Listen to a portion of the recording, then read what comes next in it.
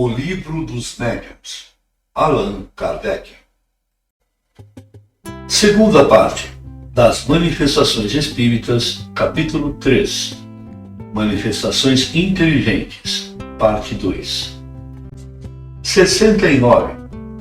Repetidos à vontade por milhares de pessoas em todos os países, esses fatos não podiam deixar dúvidas sobre a natureza inteligente das manifestações.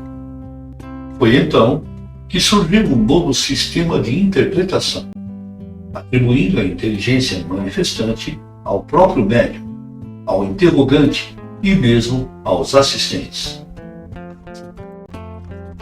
A dificuldade estava em explicar de que maneira essa inteligência podia refletir-se na mesa e traduzir-se por meio de pancadas. Verificando-se que os golpes não eram dados pelo médium, deviam ser dados pelo pensamento. Mas o pensamento dando pancadas seria um fenômeno ainda mais prodigioso do que todos os que se haviam observado. A experiência não tardou a demonstrar que essa opinião era inadmissível. Com efeito, as respostas se mostravam muito frequentemente em completa oposição ao pensamento dos assistentes fora do alcance intelectual do médium, e até mesmo em idiomas ignorados por ele, ou relatando fatos desconhecidos de todos. São tão numerosos esses exemplos que é quase impossível alguém se haver ocupado de comunicações espíritas sem os ter muitas vezes testemunhado. Citaremos apenas um, que nos foi relatado por uma testemunha ocular. 70. Num navio da Marinha Imperial Francesa, nos mares da China, toda a equipagem dos marinheiros até o comando ocupava-se das mesas falantes. Resolveram evocar o espírito de um tenente do mesmo navio, morto há 2 anos. Ele atendeu e, após diversas comunicações que espantaram a todos, disse o seguinte por meio de pancadas: peço-vos insistentemente que paguem ao capitão a soma de, e indicou a quantia, que lhe devo e que lamento não ter podido pagar antes de morrer. Ninguém sabia do fato.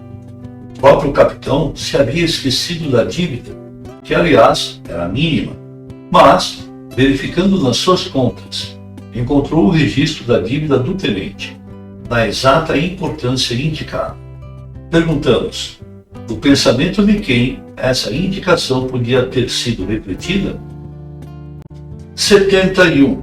Aperfeiçoou-se essa arte de comunicação pelo sistema alfabético de pancadas, mas o meio era sempre muito moroso.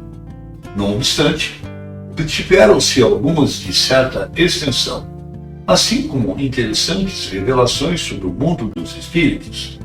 Desse meio surgiram outros, e assim se chegou ao de comunicações escritas. As primeiras comunicações desse gênero foram obtidas por meio de uma pequena e leve mesa a que se adaptava um lápis, colocando-a sobre uma folha de papel. Movimentada sob a influência do médium, essa mesinha começou traçando algumas letras e depois escreveu palavras e frases. Esse processo foi gradualmente simplificado, com a utilização de mesas ainda menores, feitas especialmente do tamanho da mão, a seguir de cestinhas, de caixas de papelão e, por fim, de simples pranchetas. A escrita era tão fluente, rápida e fácil como a manual, mas reconheceu-se mais tarde que todos esses objetos serviam apenas de apêndices da mão, verdadeiros porta-lápis que podiam ser dispensados. De fato, a própria mão do médium, impulsionada de maneira involuntária, escrevia sob a influência do espírito, sem o concurso da vontade ou do pensamento daquele. Desde então, as comunicações de além-túmulo não têm mais dificuldades do que a correspondência habitual entre os vivos. Voltaremos a tratar desses diferentes meios para explicá-los com detalhes. Fizemos um rápido esboço para mostrar a sucessão dos fatos que levaram à constatação da interferência nesses fenômenos de inteligências ocultas, ou seja, dos espíritos.